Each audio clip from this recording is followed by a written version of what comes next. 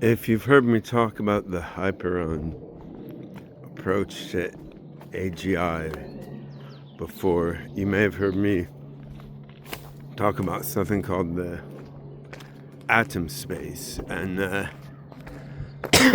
what I often say is that the Atomspace is a framework for knowledge meta-representation. And I want to take a moment now and unpack what the hell this means. Knowledge meta-representation, right? So first of all, on a software level, what the Atomspace is a sort of a container or an interface to a set of possible containers for containing atomic elements out of which knowledge can be built. And you can think of the atoms, the atomic elements of knowledge, as being nodes and links. So nodes like little dots, and links being lines connecting between the little dots, right? And in computer science or math, there's something called a graph, which is a bunch of dots with lines between them, each line going between a couple dots, right? You can have a directed graph where the line between one dot and another has an arrow on it. You can have an undirected graph where the line between one dot and another doesn't have an arrow on it. So that's a graph. Now, you can have a weighted graph where you have numbers, vectors of numbers, other sorts of measurable objects sitting on the dots and lines in the graph, right? So like you could, in a semantic graph, you could have a node for cat, a node for animal, a link between them, which could be labeled like ASI. Then you have an ASI link between cat and animal, and you could have a node for cat, a node for ugly, a link between cat and ugly. Then the weight on the ASI link between cat and ugly might depend on who's looking at it, right? It could be 0.2 from my view, 0.8 from the view of someone who thinks cats are ugly. Now, at the same time, instead of a node representing something like cat, ugly, or animal, you could have a node in the Atomspace graph that represents something at more of a sub-symbolic level, right? So you could have a node which is, say, a simulated neuron, a node which is another simulated neuron, and the link between the node for simulated neuron A and the node for simulated neuron B could also have a weight on it, and that weight indicates how much one neuron A fires or otherwise emanates charge, how much of that charge gets through to neuron B, right? So the atoms in an atom space are nodes or links in a graph, but those nodes or links could be used in a variety of different ways, right? You could have high-level use of nodes or links, where nodes are like cat or animal or something, or you could have low-level use of nodes or links, where nodes and links are things like simulated neurons, where then to represent a cat or an animal might require some pattern of activity among thousands or millions of simulated neurons. And the mathematical graph structure and the computer science data structure representing the graph, this is the same thing whether you're using it to represent something higher level and semantic like cat or animal, or using it to represent something low level and sub-symbolic like a simulated neuron, right? And so these two uses of atoms, nodes and links in a graph, semantic or neural, these are actually just two among an endless number of examples of representational schemes that one could use to represent things in a graph. And you can go beyond the simplistic sort of graph where you have dots with lines between them, right? You can look at what's called a hypergraph, where you can have a link spanning between 3 or 4 or 5 different nodes, right? And this is one extension of the basic graph model. You can also have what's called a metagraph, which extends a hypergraph in that you can have links pointing to links, or links pointing to whole subgraphs, right? And these are all embeddable into graphs. They're extensions of the basic graph data structure. And you still have nodes and links, right? It's just a link could span 3 or 4 or 5 or 100 nodes instead of just 2. A link could point to a link or a subgraph instead of to a node. But the Atomspace basically is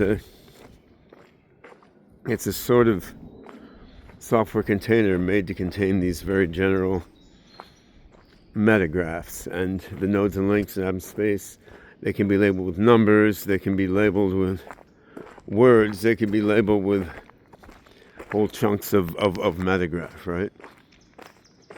And so that's Atomspace. Now, Atomspace is sort of an abstract concept, and you can realize the guts of an Atomspace in a bunch of different ways, using a bunch of different data structures, right? So if you have an Atomspace that you know is never going to contain anything but neural nets, you might represent its internals in a certain way that's sufficient for neural nets. Now, there's one kind of Atomspace implementation we found especially valuable, which is MORC, the Meta-Optimal Reduction kernel, where Meta is a programming language that's native to Atomspace. I'll describe in a minute. Now, MORC represents the internals of the Atomspace using some math voodoo related to prefix trees and path algebras, right? So, I mean, sort of like how a relational database is founded on a certain algebra of rows and columns in the database, MORC is founded on an algebra of paths through a directed acyclic graph. So there's a bunch of math voodoo underlying MORC as a particular realization of Atomspace, but the upshot is that MORC is a highly efficient way to store and retrieve many kinds of metagraph, right? And it can be efficient kind of regardless of what particular representational scheme you're using. So for some kinds of neural nets, represented as Atomspace metagraphs, or for some higher level symbolic knowledge networks represented in a knowledge metagraph. For many of these cases, MORC can be an efficient way to instantiate an Atomspace, but it's not necessarily the be-all and end-all. I mean, MORC seems applicable to a great variety of the Atomspaces we need to make human-level AGI, but you could have some different sort of implementation of Atomspace. It also let you store metagraphs that might be more efficient than MORC for some kinds of metagraphs, and less so for others. Right now, why we call this a meta-representation, META, not METTA, our programming language. Why we call this a knowledge meta-representation is that the Atomspace structure itself doesn't make you commit to the semantics of the nodes and links in the Atomspace in any very rigid way, right? So you can take nodes and links and make them words. You can take nodes and links and make them neurons. I mean, you could simulate chemical dynamics by making nodes represent types of chemicals and the links represent, types of reactions between chemicals combined to give products. You can take natural language sentences, ask an LLM to turn a sentence into a logical expression, approximating the meaning of the sentence using some logic formalism like higher order predicate logic or something. And then you can turn the elements of that logic expression into nodes and links in the Atomspace. So you have a node for a variable, a link for a variable dependency, a node or link for a universal or existential quantifier, and there are many, many different mathematical logics that you can use, and we're not committing to one of them, right? So the point is we have a meta-representational fabric, and we can use this to represent knowledge in a whole bunch of different ways. But the plumbing for managing large metagraphs in RAM, for saving metagraphs to disk and getting them back, for distributing metagraphs across many different machines and coordinating these machines in a decentralized way using a blockchain without central owner or controller, the mechanism for indexing all the nodes and links in the metagraph according to different properties. Like all this is conceptually, it's independent of the knowledge representation, of the detailed way that you're boiling knowledge down into into nodes and links. Now, I mean, it's never going to be utterly independent of the particular knowledge representation in principle once you take efficiency into account, right? Because, you could come up with some knowledge representation scheme for which all the mechanics of how the Atomspace works is just insanely inefficient and impractical. But in practice, all the ways of representing knowledge that tend to be done in the AI field, and sort of all the ways that we're thinking about, whether we're thinking about neural nets or logical reasoning systems or evolutionary learning or algorithmic chemistry or whatnot, like in practice, all the different ways of representing knowledge that we're dealing with, they seem to fit elegantly into the Atomspace meta-representational framework. And the reason this is important is multifold. One of them is we want to take different AI approaches coming from different conceptual perspectives and historical paradigms, and we want to implement them in a common system and common framework, so they're not like neural net over here, logic system over here, evolutionary learning system over here, where they're each in their own black boxes and can barely communicate with each other. Instead, we want to take AI approaches coming from different historical paradigms and put them all in the same Atomspace, right? So that the nodes and links for a logic system, the nodes and links for an evolutionary learning system, the nodes and links for a neural net can all link to each other. Now, that's not magic. You still need to define the semantics of the nodes and links corresponding to the different AI approaches in a way that allows some semantic conversion between them, right? And we've put a lot of decades of time and effort and hard thinking into how to set up morphisms, like mathematical and conceptual relationships between the way knowledge is represented for logic, the way knowledge is represented in some kinds of neural nets, the way knowledge is represented for evolving programs, right? So, I mean, the Meta-Representational Fabric doesn't solve all the problems of semantically converting between different forms of knowledge. What it does is just gives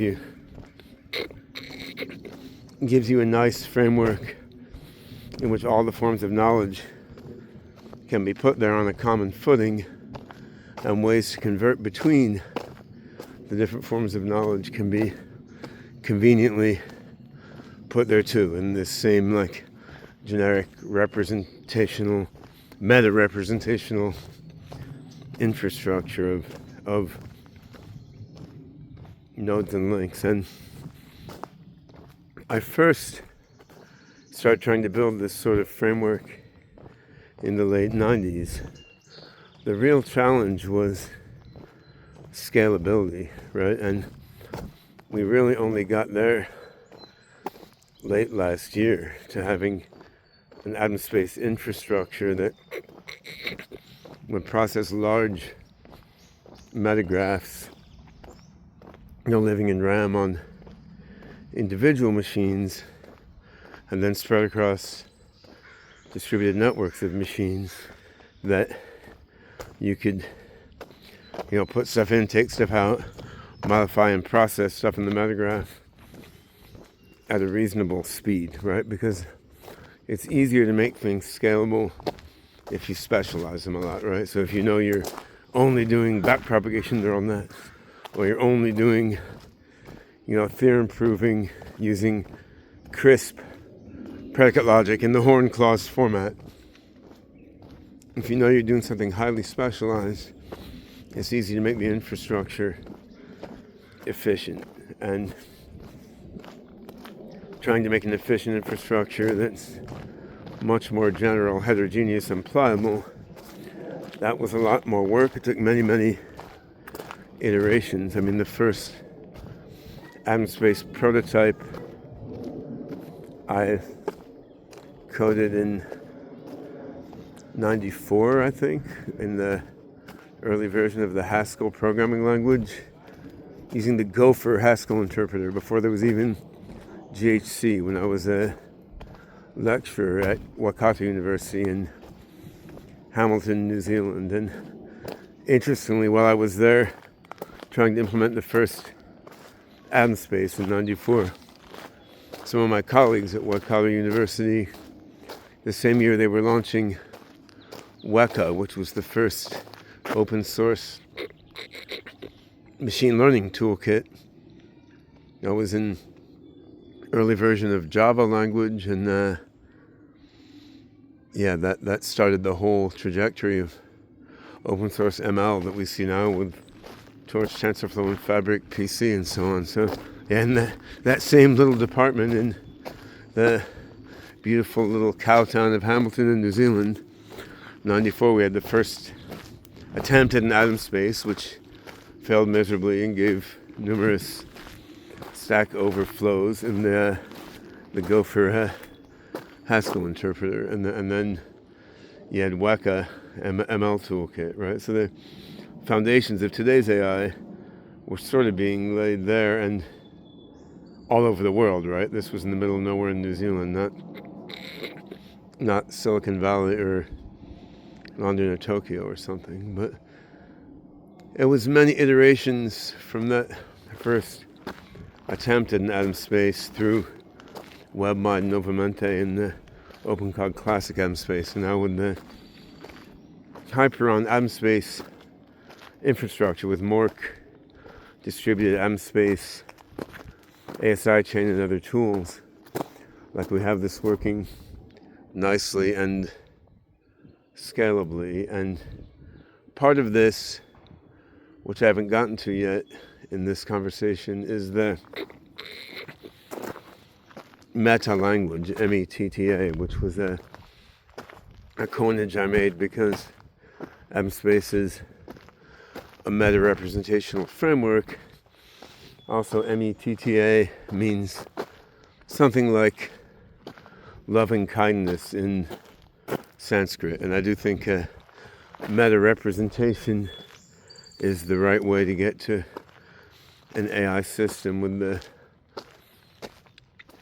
flexibility and heterogeneity needed to self-organize systems that do manifest loving kindness, which is awfully important given the tremendous cognitive power that systems built on Atomspace framework are going to be able to demonstrate, right? So the METTA